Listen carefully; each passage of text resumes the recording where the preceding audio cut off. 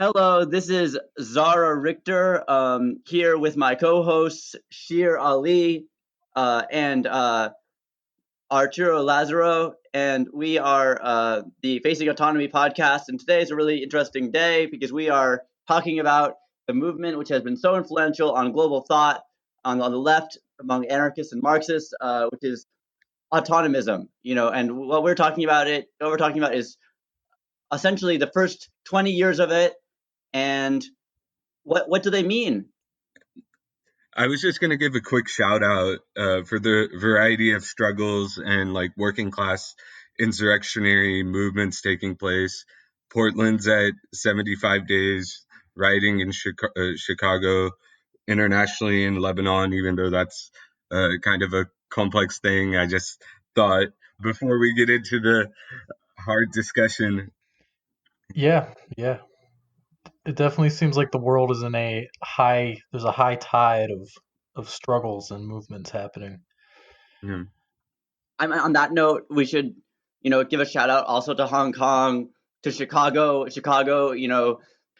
People happen to go up to the most fancy part of Chicago in their cars, and they kind of just attacked, and communized some of the fanciest stores in Chicago on what's known as the Magnificent Mile, which is the bougiest part of Chicago. I lived there for a while in Chicago, and so I want to also celebrate that action. Yeah. I think something that's really interesting about this cycle of urban rebellions and riots in the United States is that masses of people have been storming the commercial centers and the kind of the center of capitalist commercial power in major cities, and I feel like that's a rather new development. From what I understand, a lot of the urban riots that have happened in the United States usually tend to focus mostly on proletarian working class areas in the rioting. So I think that's a major innovation about this situation. Mm-hmm. I think so too. I think I'm glad that they went to the place where, of course, things aren't being black owned. Not that that means that much to us as leftists, but things are not black owned on the Magnificent Mile for the most part. Things are not. That certainly isn't a community of small businesses in the least bit. So yeah, targeted civil unrest that targets the privilege. That is a good development to me. Because no one can say that they're hurting black-owned businesses if they're going to the Magnificent Mile in Chicago. No one can say that, So right. I think we would all consider what's happening in these places like Chicago and in a different form in Seattle and Portland as autonomy in action. And these kind of ideas of, I mean, not just autonomism, but also left, I guess, communization. I think for the we can really see it's not just some kind of abstract academic discussion anymore. These are things that are happening in a very concrete, material way. And I think it's quite fascinating, sort of the discussions taking place. The people on the ground are actually having the right discussions, sort of how to actually confront power and maintain a sort of a spontaneity in the movements on the ground, and actually exercising, people actually exercising their own power. Yeah. Yeah. This is where I'd like to see the discussion focused on autonomism as a practical reality that we can see with certain practical implications and strategic considerations that come out of that. Yeah. I think for the purposes of our discussion, it would be interesting to see how these theories have played out in practice, the kind of contradictions that arise in the way that people think about it. Absolutely. And so, some of the criticisms that we share with a lot of other people are that, current forms of people talking about autonomism are people who have, people like Antonio Negri, who has a tenure track position at a major university, and has effectively married what's left of autonomism to post-structuralist academic theory, which is taking it way far from where it was when he started being an autonomist in the 1960s. So I think that we want to bring it back to practicality because we see a problem with it becoming entirely too much an ivory tower theoretical development within post-Marxism and not enough an actual something grounded in everyday struggle. So Zara, when you look at Tronti or Negri in the whole context of the debate around like class composition and sort of the mass worker versus the social worker, do you think that the divide emerges more along this basis that the movements did not reflect what was being discussed? I mean, I definitely think that starting in the 70s that Negri began a process of departing in his own theorization. He began a process of departing from materialism as a mode of Marxian thought, broadly, and he did that while also doing some radical action in the 70s. But you did see a slow drift from what he was doing in the 60s and 70s to where he is now, which is now he's writing these books which are just heavily post-structuralist, heavily divorced from he's not. I don't think that he's organizing anything Marxist today, and it might be just because he's old, but it does indicate a move backward as far as militancy, as far as organizing, and it does show a kind of his becoming subsumed to a degree within academic, professionalism, which allows him to theorize autonomism but stop doing it essentially. So I think this is why Arturo's point is so important to foreground as we begin this discussion, because I think that the mistakes that have been made with autonomism, especially by people like grad students like Sher and I, who are grad students in academia, is to let it get too far away from everyday people, Mm-hmm. I mean, that's a critique that's often leveled at autonomism, right? But I mean, what do you think that people hold up as the most concrete example, most like practical, successful example of autonomism? Because it's very like there's a lot of different tendencies within this tradition that kind of put Mm-hmm. forward a lot of different models for what that looks like in practice. Mm-hmm. And I'm curious which ones either of you think are the best examples of that. Because I mean, like there's some people that are more open to electoral politics and being part of a political party like Tronti. And then there's kind of like more spontaneous, like focus on like everyday forms of resistance that aren't necessarily formalized in any kind of organization.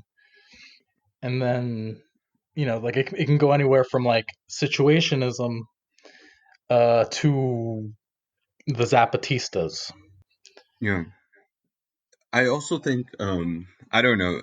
I think like IWW in my mind Right. was Yeah. would be like an example of like Tronti's sort of example of what a sort of autonomous working class organization would look like. Right. And then there's I was just reading this pamphlet by Russell Maroon Schultz about the dragon and the Hydra. Yeah. And he really makes the argument that the Maroon communities in the Western Hemisphere following colonization and slavery were autonomous organizational forms. Mm-hmm. So I mean, yeah, there's a lot of ways that it could be interpreted. I think the one thing that as sort of like a theory, preceding practice would be that, emphasizing the centrality of class struggle, before the productive processes of capital, right? And how that power can be utilized in opposition to capitalism and where that politics leads you. And I think there's also spatial sort of autonomous, right? Which, like, for like situationists, then you have like David Harvey, for example, like when he looks at Zapatistas as the ideal, or Occupy as the ideal model of organizing. But I don't think it's like, as a theory, it's not structured to be necessarily totalizing. Yeah, it's very open-ended. I would like to speak to this comment about the IWW, and that's a really interesting point. And I in preparation for this podcast, Sher and I had been talking the past week, and the one thing that occurred to me was that the IWW, it almost didn't gain currency on the left again in the late 20th century until the Autonomists found it in the 70s. People who organize with the IWW, such as myself, I've been an occasional member. Currently, I'm formally disaffiliated, but still heavily involved in organizing with them. They were founded in the 90s in America, refounded in the 90s in America. And they'd gone through a period of being defunct in the mid 20th century. Despite being very active in the early 20th century. So I do think the IWW and its re-foundation in the American 1990s, that can be traced a little bit to the influence of people in the 70s in Italy really appreciating it, and then everyone else really appreciating people in the 70s in Italy. So I think that that's a fair argument. And I think another argument to be looked at is this argument about there are people who think that, or there's an argument that suggests the notion of the black bloc as a form of protest was something that originated with German autonomists in the 1980s, and that's very interesting considering that the black bloc is now one of the current forms of anarchist rebellion, which right wingers are, baiting the left on or attacking the left on, and people have all these ideas about black bloc as an organization or something like that. They have all these confused ideas about what black bloc is because it was used by anarcho-Marxists in Germany who it wasn't an organization. It was a thing that some people were doing that got carried over elsewhere. And I think that otherwise another thing that we can look at is the organization in Italy of separate direct militant action organizations such as Potere Operao and I may not be pronouncing that right. I don't speak Italian. And Lotta Continua, those were two different organizations that were really focused on different things in the Italian 70s, but they were working together, and Lotta Continua was closer to being social democratic. They were more dedicated to what is known as the social free center part of the autonomous movement. They were creating free social centers for workers to give mutual aid to another. That was a mutual aid organization. And Potere Operao was an organization that had a more armed militant wing, that was engaged in civil unrest, sometimes even violent civil unrest in Italy, and these two groups were very opposed in what they were doing, but they were organizing together. And so I think the decentralized organization of both somewhat, insurrectionary organizations with more mutual aid style organizations, that is also a legacy of autonomism, which is you still see bits of it here and there today, including you see bits of that in how the IWW is structured today, which is, so I think there's many legacies. I think that almost all the action that you're seeing in the past 30 years, including Occupy, has drawn on some inspiration from the autonomists, and partially how the Italian autonomists digested American and French movements, such as the French movement of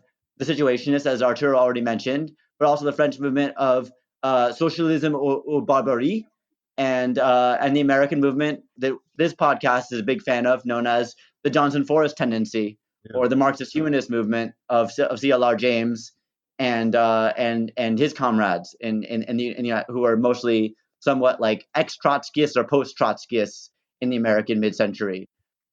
So I think that it's really this coming together of all these different things in Italy, both the crisis of Marxism that had been going on in Europe and the issues happening in France, with learning in the United States. So it's really an international diffuse movement without any single or organization necessarily around which it's structured, and without any single, ideal about which tactics should be used. Unlike say a Leninist party, which has very specific formal guidelines on what kind of actions they do and what kind of actions they don't, for instance. Mm-hmm. I was just going to mention real fast. Also, the person that you, Zara, mentioned, Mansour Hekmat. Yes. And just the whole kind of like council communism like tendency has popped up a lot, like in Korea and all kinds of places. Yeah. And what's interesting about Mansour Hekmat, specifically for me, is that his rhetoric is very similar in the 1990s in Iran to the rhetoric that you saw from Mario Tronti, as far as identifying with this phrase workerism, as far as identifying the difference between workerist socialism or workerist communism and bourgeois communism or bourgeois socialism. Mansour Hekmat makes that distinction very heavily. Like 30 years after Tronti, 30 years after, supposedly everyone feels that Negri skewered the mass worker concept, it's popping up in Iran, and there's no explanation for that. And yeah, Council Communism was, a brainchild largely of the French Hungarian, intellectual Cornelius Castoriadis, who was part of Socialism ou Barbarie. He was a major advocate of it in that period of the mid 20th century. And CLR James essentially became, worked more with, Cornelius Castoriadis, throughout later in his career too. So Autonomism is definitely associated with the resurgence of Council Communism much later than it originated, say, among people like Paul Maddock and Penakowick, who were Council Communists of the early 20th century. Yeah. Yeah, I think that one of the key things that they were trying to do, especially like Operaismo, to a certain extent, was to like challenge this whole approach within classical political economy, Ricardo and those people, which was to subordinate labor and give primacy to capitalist development first, right? And how class struggle in various cases, the political aspect, right, of class struggle, and how that creates new organizational forms, which I think is important to highlight. Yeah. I mean, I see this as like one of the main core features of the autonomous tradition and what makes it distinct from other forms of anti-authoritarian socialism, or anarchist communism. I guess what Tronti really developed this idea that you're talking about, where the proletariat is seen as the agent of and like the motor force of historical development, and capitalism is almost like this object that is forced to reorganize itself in response to the self-activity of the class. Yeah. Where basically they inverted this objectivist dimension in traditional Marxism, and the kind of that sees the working class as a frozen passive object of capital into it's seen as an active revolutionary subject that is the driving force actually of changes in the structure of capitalism. And that class composition comes out of that. The class changes, capitalism changes in the course of the class struggle initiated by the proletariat. I think it also is addressing, like, for example, like getting by the positions it takes within Marx and sort of how it reads Marx. I think it's also getting rid of divisions between workers, like unwaged, waged. This is all being subsumed by labor and under capitalist control, right? Which I guess previous viewpoints were far more stagist, right, in their approach, and that creates more creativity and possibilities, for resistance and sort of struggle. But it also highlights the sort of manner in which the capitalist system develops a system of control, right? And is creating or breeding a sort of passivity amongst workers when it comes to its natural positioning in society and opposition to capital, right? Yeah, definitely. I think, like, for the feminist movement, especially some of the work that has come out is really radical, first of all, but I think just the manner in which it sort of is able to further the discussion on these subjects is like interesting. Like, yeah, Yeah. If I may, I think that something is really important, which is that Tronti was definitely a communist in a very Lenin influenced form, but where he disagreed with Lenin was, if you ever read Lenin's essay, What is to be done? Or, Lenin kind of calls for bourgeois revolutionaries. Lenin says we need professional bourgeois revolutionaries to lead the party and to represent the workers, mm-hmm. right?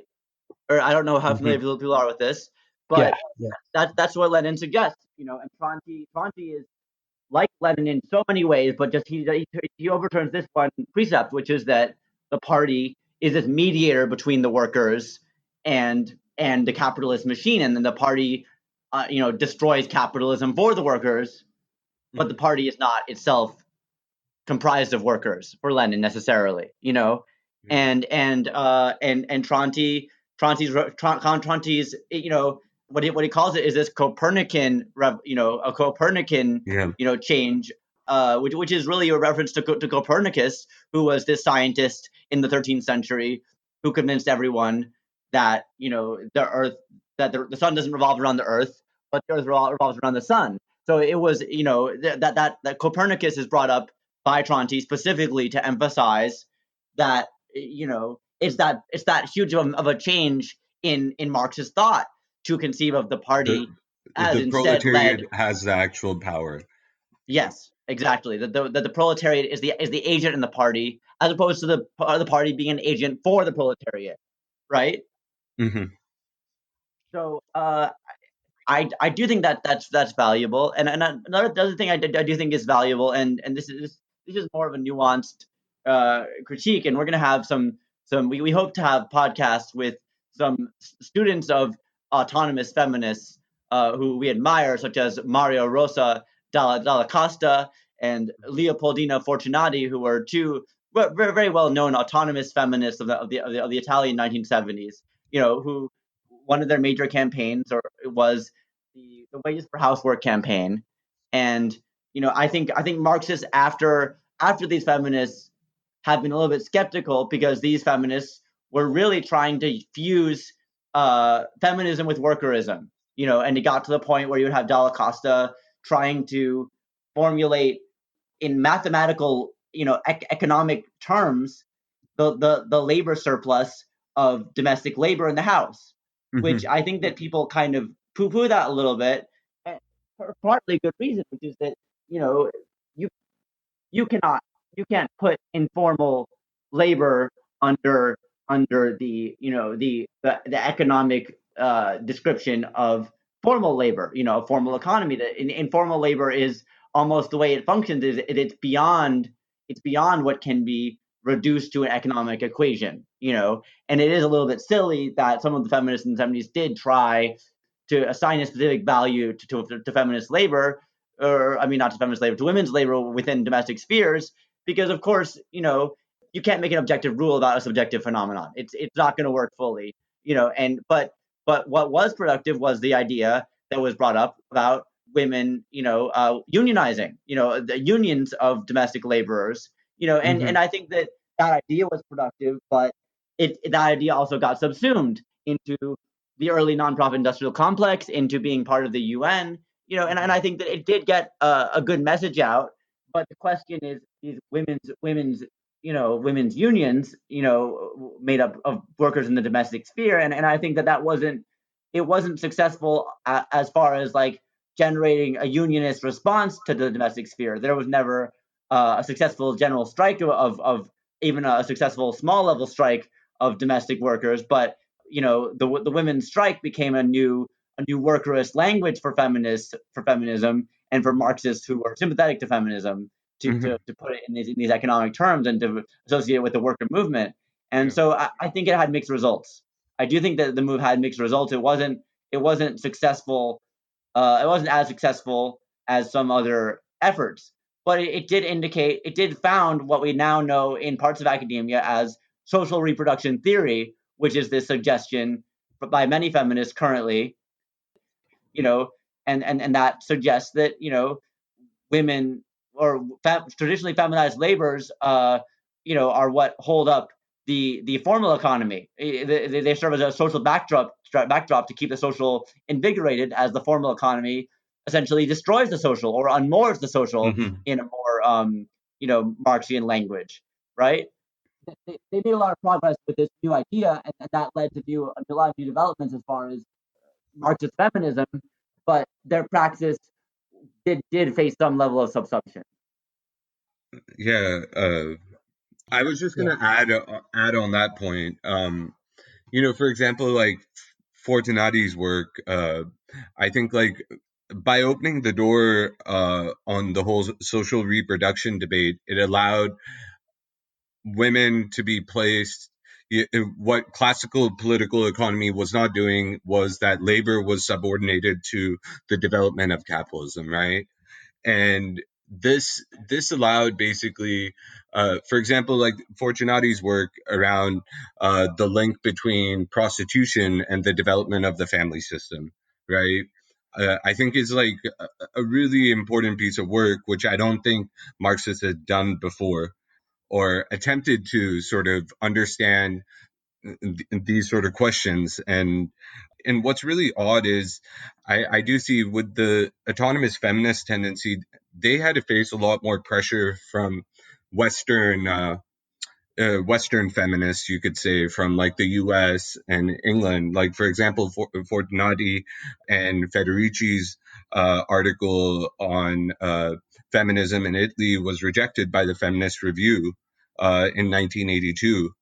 And you could see the road for them was a little bit different. They had to struggle a lot more in comparison to other dominant tendencies at that time. I would argue, from what I've read. I didn't realize that. Yeah, like those things, like Federici's work, it just explains like within society how commodification or capitalist expansionism is now going. It's occurring in so many ways, right? Like it's just like the whole society or nature, bodies, everything is being commodified to such a large extent.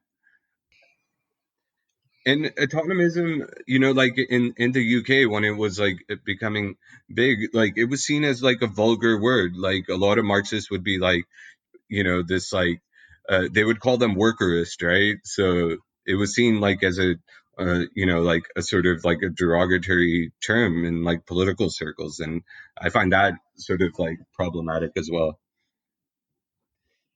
Yeah. And this conversation was partially started because this podcast has seen itself partially as a partisan of the wide autonomous movement, and we started encountering these articles, such as one in Left Voice, which you can look up, which had conflated the Seattle brief autonomous zone, the Chaz, if you will, and conflated that with autonomism, and then conflated them both with anarchism, and basically blurred, associated all of autonomism with anarchism, and tried to suggest that the autonomists were, had no influence from Lenin. They weren't trying to develop counterpower, which is just not at all true.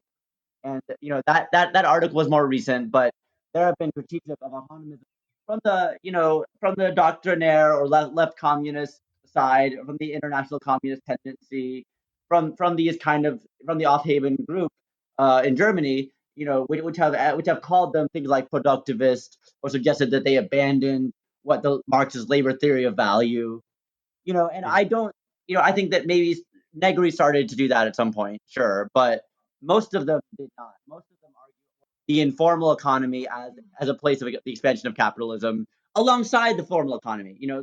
That the social factory doesn't need to mean that there's no real factory it's a place of exploitation, but there are two factories. There's a social factory and a material factory. And so one of the confusions that you continually see in any encounter with critics of autonomism is that they can't take from autonomists what they've added to the Marxist corpus, and they end up circling how the autonomists kind of unseated the centrality of Marx's economic thesis of workplace exploitation. Is that they feel that autonomists left labor theory of value too much in the dust. And I think that some of them maybe did, but you cannot generalize that across the whole movement. It was from the 60s to the 90s, arguably across multiple different countries around the globe. You cannot say that they all had the same position on Marxism, because they absolutely did not. There's so much variation there. I think that's the issue with a lot of these critiques of autonomism, is that it becomes a caricature, and it's a very simplistic, it's seen as a monolithic tendency with a kind of a set of fixed characteristics that is really not the case. It's a very eclectic tradition with a lot of different contradictions within it. Mm. Yeah. So a lot of these critiques completely miss that, I think. And I think especially now when you think about major questions like forms of exploitation and dispossession and the larger expansion of the capitalist system, right, and the role of crisis, all these things that we're seeing today on a expansive level, I guess you could say. That's where I feel by bringing it back to the worker whose labor, right, functions both as a form of control, right? Our work, regardless if we're academics or teachers or anything, we're being exploited in that form, but we're also being commodified, and our lives are being commodified and sort of privatized in multiple ways. And I think for example, the tenant struggles that are taking place, I've seen some really courageous efforts by tenant unions. I forgot where, but they blocked the courthouse, right? They didn't allow the judge and the landlord to even get close to the courthouse, And I think this recognition that people don't want control necessarily, they want their lives back, on a certain level. It's also work refusal, the role of work refusal in the context of class struggle. Yeah. That was in Atlanta, I believe, where they blocked the courthouse. Yeah. Yeah, I think so. Yeah, it was just, and I see these sort of actions are there, but obviously there isn't a larger cohesive movement or something, because everything's varied, and and a lot of it doesn't get telecasted on media and things like that. Yeah. But I think it sort of got rid of a lot of dogmatism when it comes to understanding the complexities of capitalism today.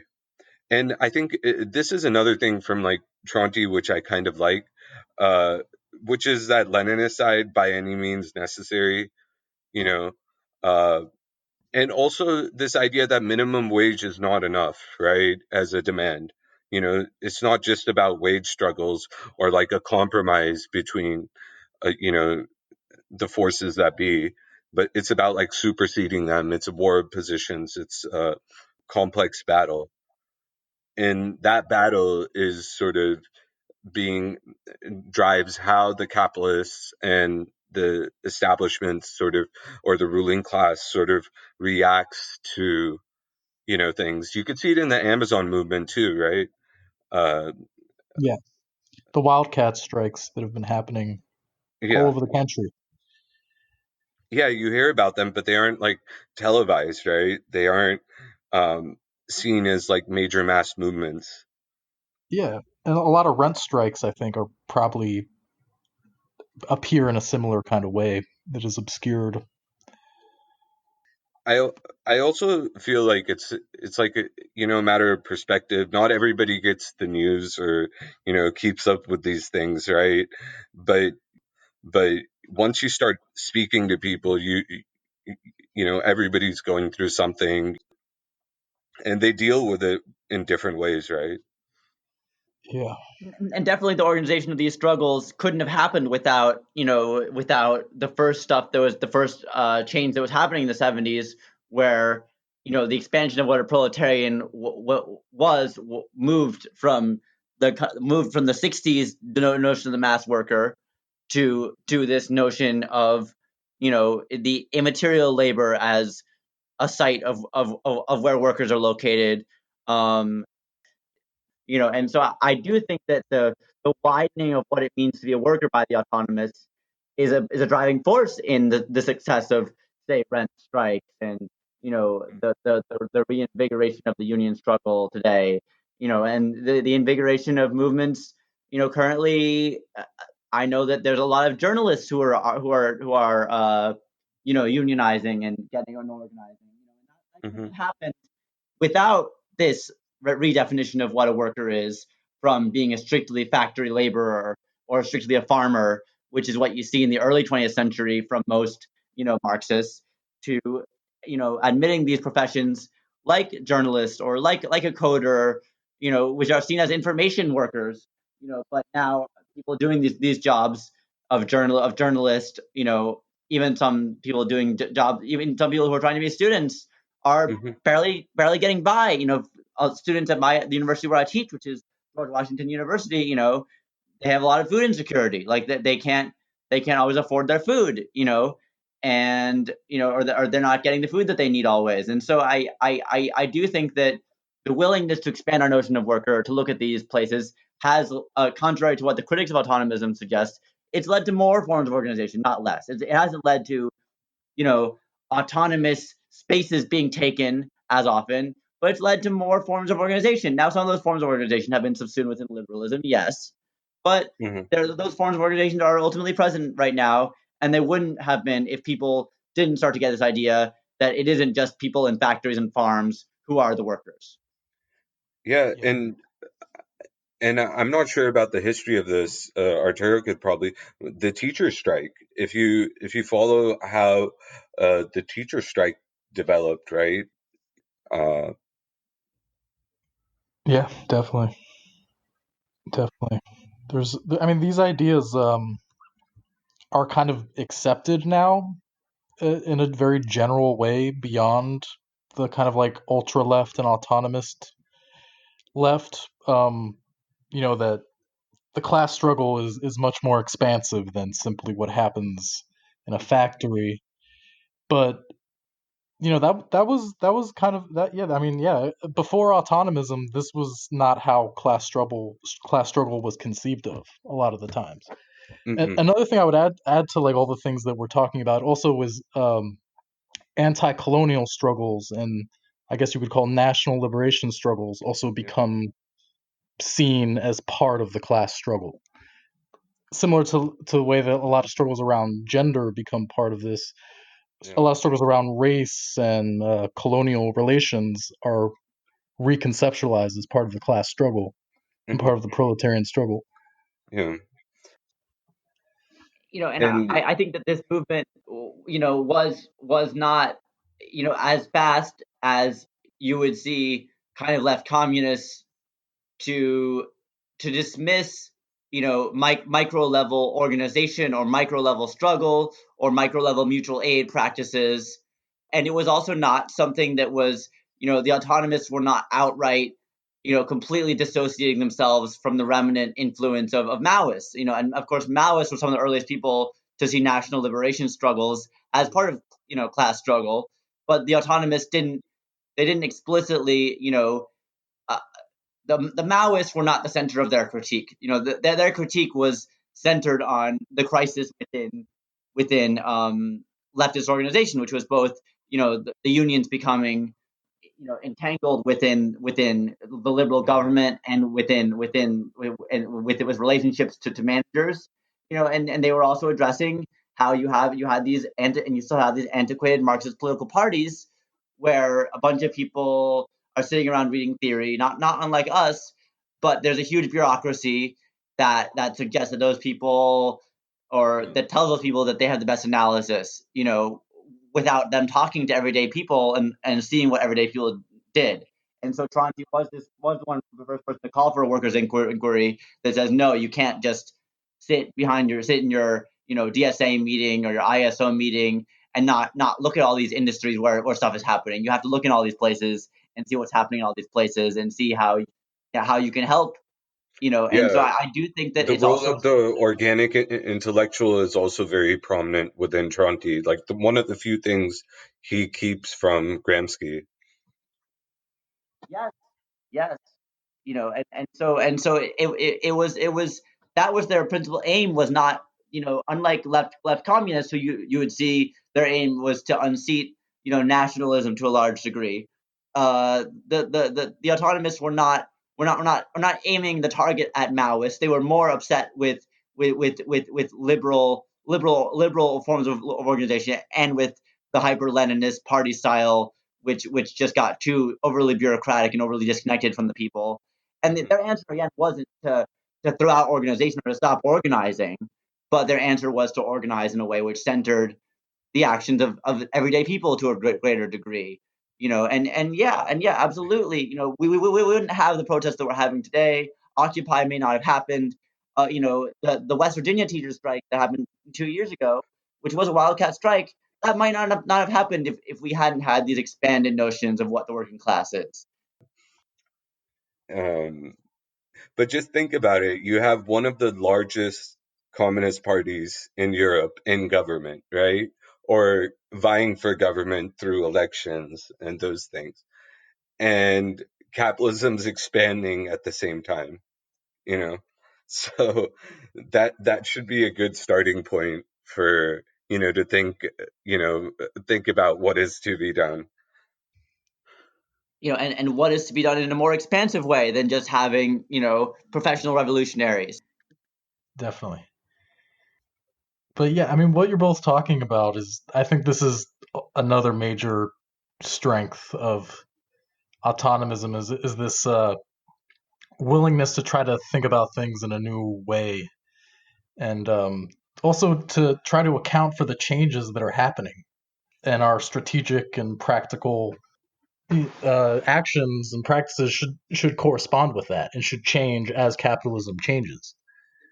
And so autonomism, I think, probably does the best job out of any tradition in Marxism in terms of thinking about the changing composition of class struggle and the way that capitalism restructures itself, the way that the proletariat is composed and recomposed and decomposed, and it's a process that's always in flux. It's not this kind of like passive, static process.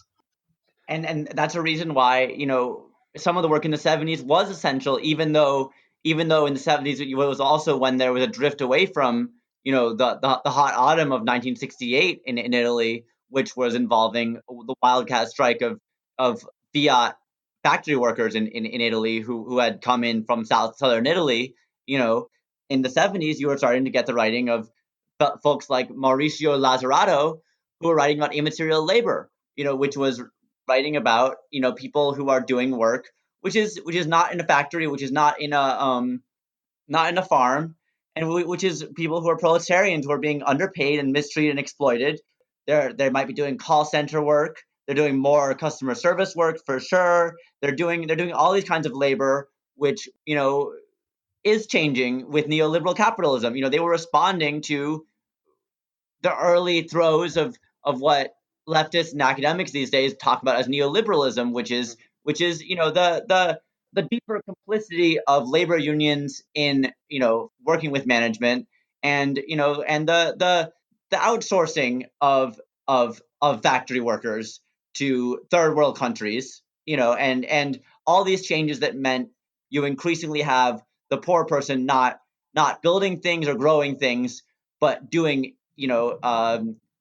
emotional labor, which is very different than its internet meaning.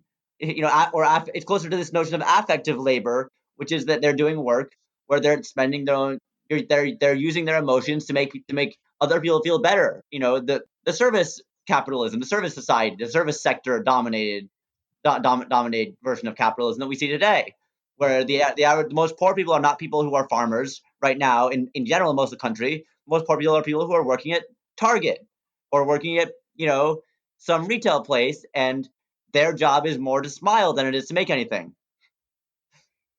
Yeah, definitely. And I don't know if you all have heard of Joshua Clover. Yes. Wrote Riot, Strike, Riot. Uh-huh. Have you all read that book?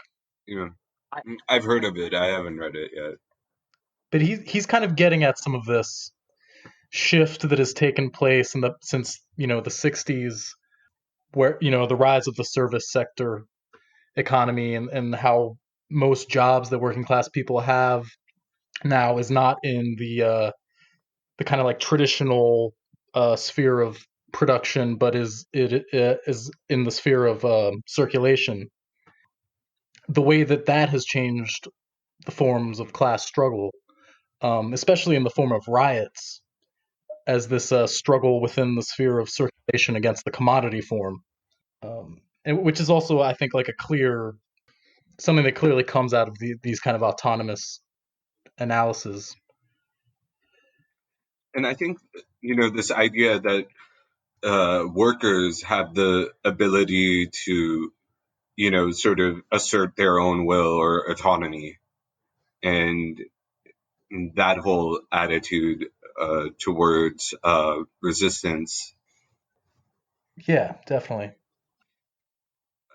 Yeah, I think what kind of bugs me is sort of the debates taking place in certain left circles, or social democratic circles, I should say, surrounding what is to be done after Bernie, right?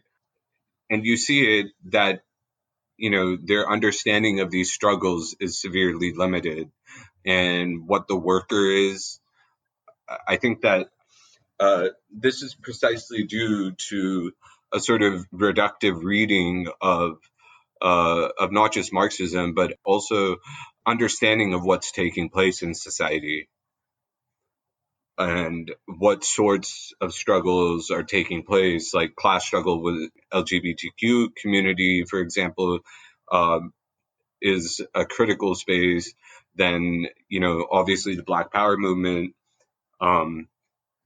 but it sort of situates, the sort of gaps in thinking and just approach, and sort of the reductionist sort of point of view. Yeah. So should we talk about like try to get at maybe what some of the limits or the contradictions of what autonomism are, or is that maybe for another discussion? Um, I think we've begun to touch on them a little bit, and I think that, some of the one I've repeatedly pointed out how, kind of Tony Negri got somewhat too subjective, and Right. the social factory idea, I think it almost went too far, because it got to a point where informal labor was the center of the analysis, and there wasn't a balance between analysis of wage labor and informal labor, social reproduction and material reproduction. That you got the autonomists were just doing social reproduction, that's it, to a certain degree, or just doing affective labor, not doing material labor, not doing manual labor anymore, just completely crossing those things off out of the analysis by the 70s. And I think that is a, the off-haven group is the where I've seen that criticism made, and I really identify with that criticism, because I do think that some of the risks of this social factory analysis is that you start to claim that middle class occupations are proletarian, and I think that there are still proletarians in some of these occupations, no doubt, and those proletarians are facing horrible situations, and sometimes they're facing more brutality than people who are approaching those occupations from the middle class. But that doesn't mean that every college student is inherently a worker or proletarian. For instance, that's I saw a good critique of that in the Uphaven critiques of autonomism, which is that, well, a bunch of these positions in the social factory are somewhat bourgeois, are somewhat middle class, in the social factory, and so there almost is not. One frustration I have with the autonomists is that they take up this idea, immaterial labor is proletarianized. Okay, I buy that, but they apply this analysis of informal labor in a very generalized sense across everything, without stopping to repeatedly reconnect it to what Tronti was trying to focus on, which is a realistic notion of the working class, a realistic notion of the diverse strata of the working class, and I do think that attempt to understand the working class that was very present in the 60s in Italy during the Hot Autumn with Tronti, it completely got dethroned by this interest in post-structuralism that you started to get in the 70s, which was starting to flourish just as there was still revolutionary militancy in sway, but the revolutionary militancy was instead a taste of history at that point, more than something that was going to carry on into the 80s in places like Italy, and a lot of Continua, for instance, was a place where many autonomous feminists were organizing, but it did, at some point in the 70s start to favor elections as a route of getting what it wanted across, So I think that's the criticism which I think makes most sense, is that in expanding what a worker is, they forgot to keep the old definition of what a worker is as well. That they were supposed to expand without taking away, but they did expand without taking away, and they did expand, and they replaced the old Marxist theory with their more new post-structuralist Marxist theory, or where it was going, at least in according to Tony Negri, and I think that is problematic, and I think it is problematic that autonomism became reduced in many quarters, including in England and in the UK, to this movement to make social centers. It became purely about mutual aid in certain places, right?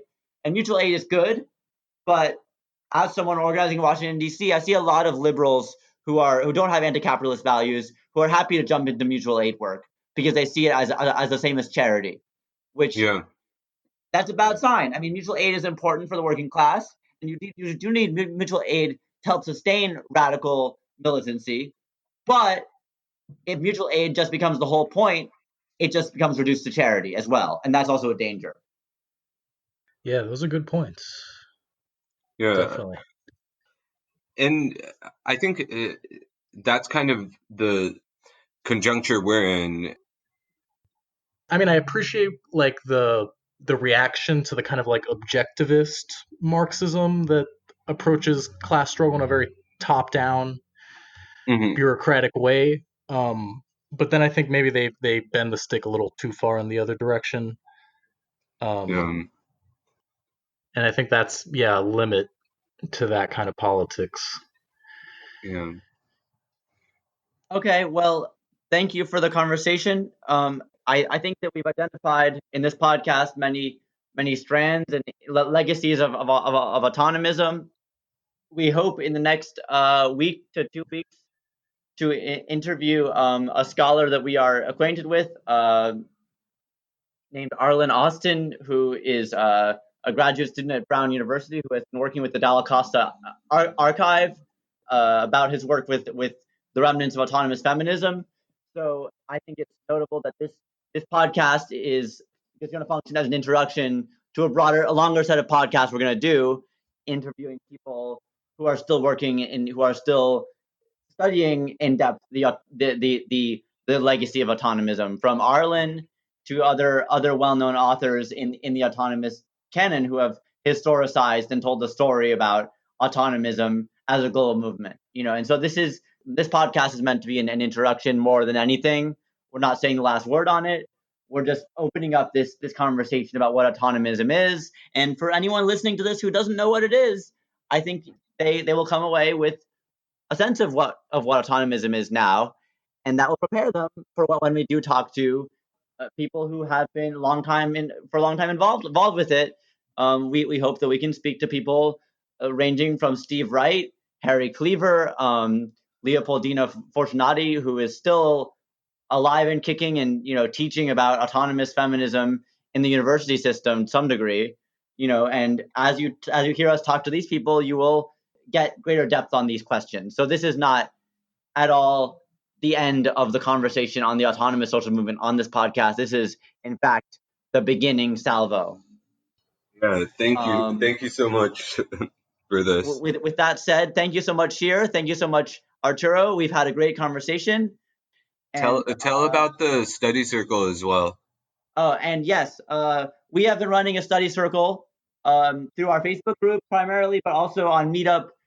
We have been posting on our Meetup located in Washington, D.C., and we are planning in the next 2 weeks, in the final week of August, to read the last chapter of Kwame Ture, a.k.a. Stokely Carmichael's book, Black Liberation. And Kwame Ture is definitely someone who, like many Panthers of his era, started out influenced by Lenin and Mao, but moved toward the end of the Black Panther era into a roughly anarchist or council communist approach to Black liberation, and you see that in his book, Black Liberation.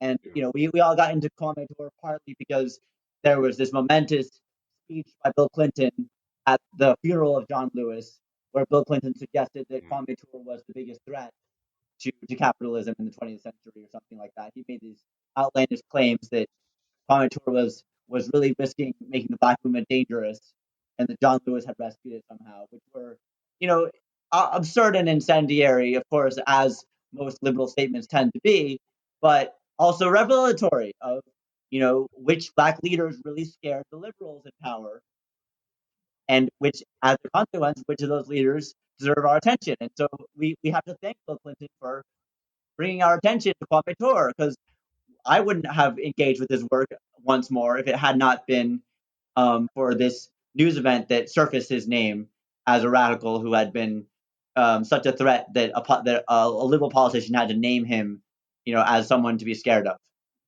Mm. So naturally, we consider Kwame Ture as someone who is, influencing and influenced by the autonomous tradition. Yeah. Awesome. Okay. Yeah, this was great. Thank you. Awesome. And, thanks for this. Have an excellent week and month for those who have been listening. Yeah. Take care. Talk to you later. Bye. Right. Ciao.